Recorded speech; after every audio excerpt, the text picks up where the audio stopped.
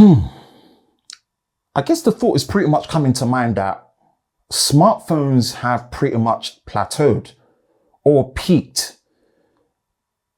Maybe not necessarily what we're thinking right now with the foldables, but traditional smartphones, the solid state, the non-moving parts, that pretty much everyone is near enough doing the same thing, but a few changes and a few differentiating factors.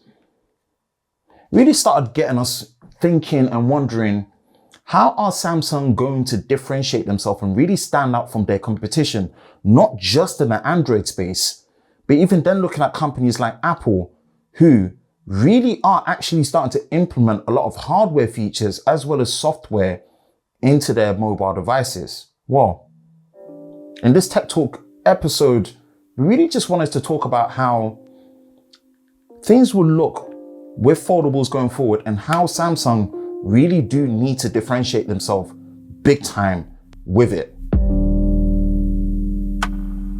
Hi, Ben from SamMobile. If you enjoy these more conversational tech talk videos, then be sure to like, subscribe, and turn on notifications so you don't miss any future videos on SamMobile. This thought really came into mind when starting to think just where we are in the 2020 decade and where we are with mobile tech at the minute.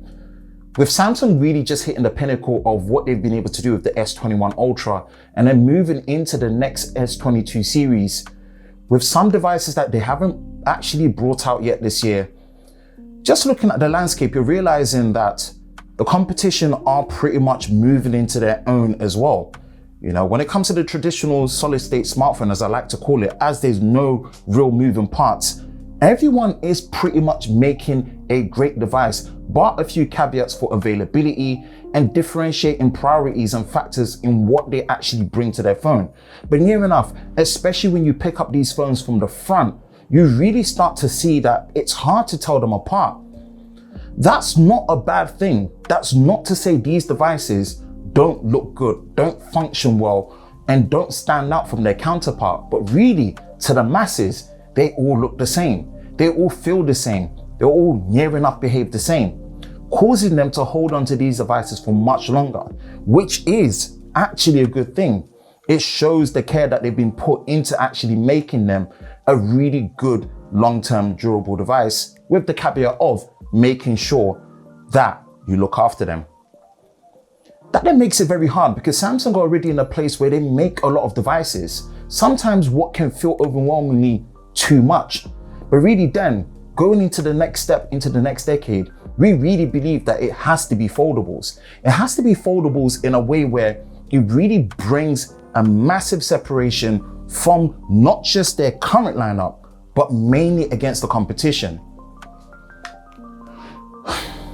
That's going to be a challenge, but I think this is a challenge Samsung are really rising to the occasion. If you look at what they've done with the Flip 3 and the Fold 3, where they've been able to implement durability improvements with IPX8, this is a good sign, but things really do need to actually get pushed, not just in terms of the lineup.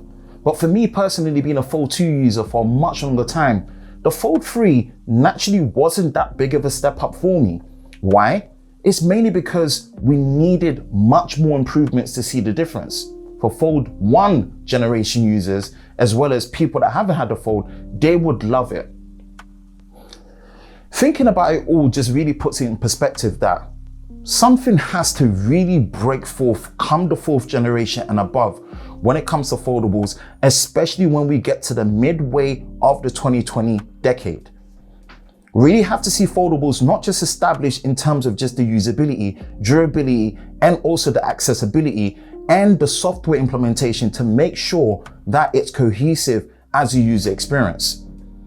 Amongst different things, when we think about foldables, really setting things apart, this has to be Samsung's trump card. This has to be their biggest differentiating factor, because without that, I think the challenge is going to get even tougher, because once other companies really start to join, Samsung really need to be the brand that, they really stand out as the one to think of when it comes to foldables once they really start to establish. Those are our thoughts on it. Let us know in the comment section below if you actually feel the same way with the current situation of how smartphones are progressing into foldables and how Samsung really need to stand out, amongst other things.